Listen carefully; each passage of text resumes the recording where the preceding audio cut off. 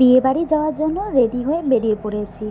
আজ কিন্তু ক্যাবে করেই যাচ্ছি। বরমশাইয়ের শরীরটা খুব একটা ভালো না, তাই ও আর স্কুটি নিয়ে যেতে পারলো না।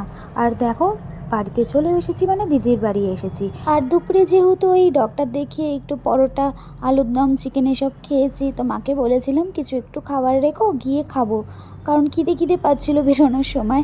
তো মা দেখি আবার ভাত, ডাল, তরকারি, মাছ এই সমস্ত কিছু রেখেছে।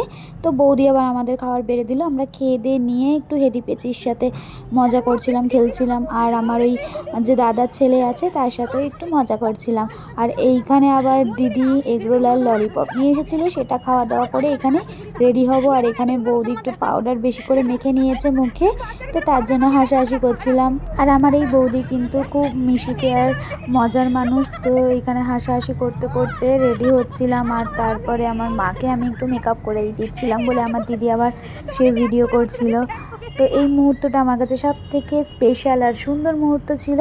তো তারপরে আমিও রেডি হয়ে গেছি। আর অনেক দিন আমার দাদার দেওয়ার ভাইফোঁটা বা রাখির শাড়িটা আমি পরলাম, তবে আমি কিন্তু একটুও মেকআপ করিনি। দেখো, আমার চোখে একটুও কাজল, লাইনার কিছু লাগাইনি, কারণ ডক্টর দেখিয়ে এসেছি, চোখে একটু সমস্যা হয়েছে, তাই সবাই বারণ করলো। আর আমারও ইচ্ছা হলো না যে সাজি। সত্যি কথা বলতে আমি খুব একটা সাজতে ভালোবাসি না আর পছন্দ করি না, যেটুকু দরকার আমি সেটুকুই সাজি।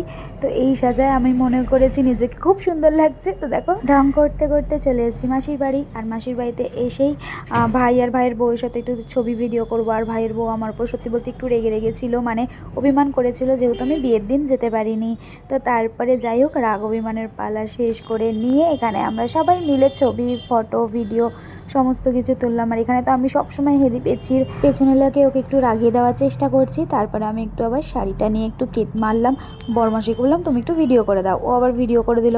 তারপর দিদি বৌদির সাথেও একটু ফটো তুলে নিলাম, ভিডিও বানিয়ে নিলাম। আর এখানে সবাই ফটো তুলতে, গল্প করতে, ভিডিও করতে ব্যস্ত। আর আমিও সত্যি বলতে এখানে ফটো তুলতে আর ভিডিও করতেই ব্যস্ত ছিলাম। তারপরে এখানে আমার জামাইবাবু চলে এসছে, তাই ওকেও একটু ভিডিওতে নিয়ে নিলাম। তারপরে চলে এসেছি দেখো খেতে, কারণ বাড়ি যেতে হবে আমাদের আবার, তাই তাড়াতাড়ি খেতে বসে পড়লাম। তো খাওয়া দাওয়া করার সময় একটু হাসি মজা করছিল, আমার দাদারা এখানে বসেছিল, দাদার ছেলেরাও বসেছিল। আর এই যে আমার বান্ধবী এখন হয়েছে বৌদি। তো এই সবার সাথে গল্প মজা করতে করতে খাওয়া দাওয়া শেষ করে চলে এসেছি আবার আমাদের নতুন বউয়ের কাছে। তো সেখানে সবার সাথে দেখা করে নিলাম আর সবার সাথে একটুখানি ভিডিও করে নিলাম। এই যে আমার মাসি, আমার মাসির ছেলে আর ছেলের বউ, মানে আমাদের বাড়ির নতুন বৌমা। তো তোমরা ওদেরকে একটু আশীর্বাদ করে দিও, ওরা যেন দুজনে খুব সুখে শান্তিতে আর আনন্দে সারাটা জীবন কাটিয়ে দিতে পারে। চলো বাড়ি যেতে যেতে ভিডিওটাও এখানে শেষ করলাম।